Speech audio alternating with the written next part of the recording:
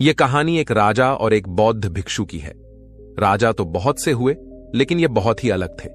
इनका नाम था बौद्ध धर्मा। इस कहानी की शुरुआत एक परेशान राजा से होती है। वह राजा अपने मन को शांत करने का बहुत प्रयास करता है और उसका मन शांत नहीं हो पाता। वह अपने राज्य के बड़े बड़े विद्वानों को अपने महल में बुलाता है और उनसे उपाय पूछता है। लोग तरह तरह के उपाय राजा को बताते हैं, पर कोई भी उपाय काम नहीं करता है। एक दिन एक व्यक्ति राजा के पास आता है और कहता है, आपके मन को शांत करने का उपाय है। राजा उस व्यक्ति की बात सुनकर बहुत खुश हो जाता है और उस व्यक्ति से कहता है, यदि तुमने ऐसा कर दिया तो मैं तुम्हें उतना धन दूंगा जितना तुम मुझे से मांगोगे।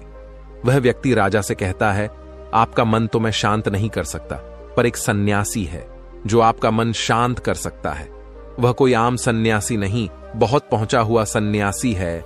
आप उससे एक बार अवश्य मिलिए, वह आपकी समस्या का समाधान जरूर कर देगा। राजा उस व्यक्ति से कहते हैं, कहां मिलेगा मुझे? ये सन्यासी व्यक्ति राजा से कहता है, यहां से कुछ दूर जंगल में उसकी एक छोटी सी कुटिया है। राजा अपने कुछ सैनिकों के साथ उस सन्यासी के पास पहुंचता है और बौद्ध धर्मा से कहता है, मैंने सुना है आप बहुत पहुंचे हुए सन्यासी हैं। बौद्ध धर्मा राजा को अनदेखा सा कर देते हैं। राजा सोचता है कि शायद बौद्ध धर्मा ने मुझे सुना नहीं। राजा फिर कहता है, मैंने सुना है आप बहुत पहुंचे हुए सन्यासी हैं, क्या आप मेरी समस्या का समाधान कर सकते हैं? बौद्ध धर्मा राजा के किसी भी प्रश्न का उत्तर नहीं देते।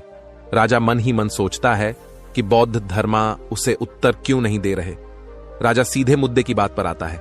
राजा बौद्ध धर्मा से पूछता है, आप मेरे मन को शांत कर सकते हैं? बौद्ध धर्मा मुस्कुराते हुए कहते हैं, और राजा से पूछते हैं, तुम्हारा मन अशांत क्यों है? राजा कहता है, वैसे तो मेरे पास किसी भी चीज की कमी नहीं है। धन मेरे पास इतना है जिसका मुझे खुद अंदाजा नहीं। सभी सुख सुविधाएं हैं। लोगों के मन में मेरे लिए आदर है। मैंने बहुत सारे दान पुण्य भी किए हैं, पर बस एक चीज की कमी है, मेरे अंदर मेरा मन अशांत रहता है। यदि यह कभी कभी शांत भी हो जाता है तो यह फिर से अशांत हो जाता है। क्या आप मेरे मन को शांत कर सकते हैं? मैं बड़ी आशा लेकर आपके पास आया हूं। बाकी तो मैंने सब उपाय कर ली, बस आप ही मेरी अंतिम आशा हो। बौद्ध धर्मा उस राजा से कहते हैं, बिल्कुल, मैं तुम्हारे मन को शांत कर सकता हूं।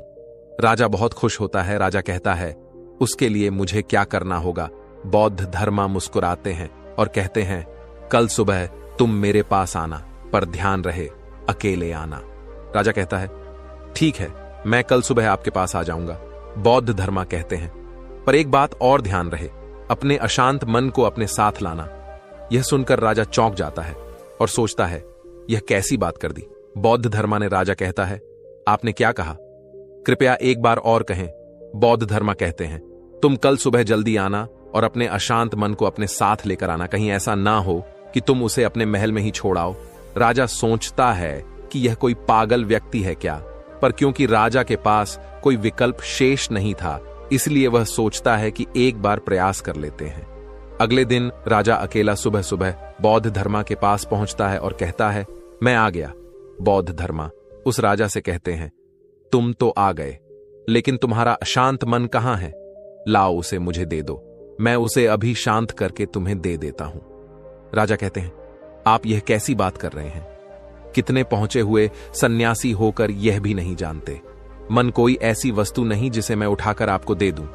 मन तो मेरे भीतर है। बौद्ध धर्मा उस राजा से कहते हैं, ठीक है, बैठ जाओ और अपनी आंख बंद करके उस अशांत मन को अपने भीतर खोजो। राजा अपनी आंख बंद करके उस अशांत मन को अपने भीतर खोजने का प्रयास करता है। बहुत देर आंख बंद करके बैठे रहने के बाद बौद्ध धर्मा राजा के कंधे पर हाथ रखते हैं और कहते हैं, आंख खोलो। राजा अपनी आंख खोलता है।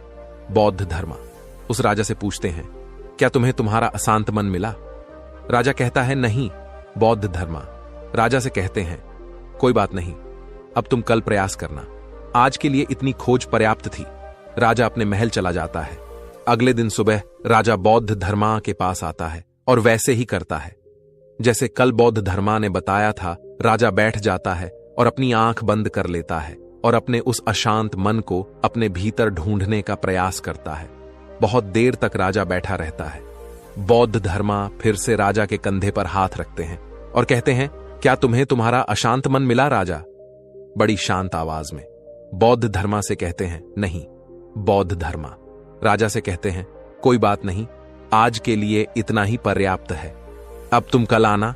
अगले दिन सुबह राजा बौद्ध धर्मा के पास आया और वैसा ही करता है जैसे पूरे 2 दिन से कर रहा था। राजा बैठता है और अपनी आंखें बंद करता है और उसे अपने अशांत मन को ढूंढने का प्रयास करता है। इस बार बौद्ध धर्मा राजा के कंधे पर हाथ रखकर उसकी आंखें नहीं खुलवाते। राजा बस अपनी आंखों को बंद करके बैठा रहता है। काफी समय बीत जाता है। बौद्ध धर्मा राजा के पास ही बैठे रहते हैं। पूरा दिन बीत जाता है, पूरी रात बीत जाती है, पर राजा आंखें बंद करके अपने उस अशांत मन को ढूंढ रहा होता है। अगले दिन सुबह राजा की आंखें खुलती हैं और जैसे ही राजा की आंखें खुलती हैं, राजा अपने सर को बौद्ध धर्मा के चरणों में रख देता है और कहता है, मुझे मेरा अशांत मन तो कहीं नहीं मिला, पर वह शांति जरूर मिल गई जिसकी तलाश में मैं अब तक भटक रहा था। दोस्तों, उस राजा की तरह हम सभी भी मन की शांति को कहीं बाहर खोज रहे होते हैं। वह शांति कहीं बाहर नहीं, वह शांति हम सबके भीतर ही होती है। बस जरूरत है तो उसे अपने अंदर खोजने की, भीतर ढूंढने की।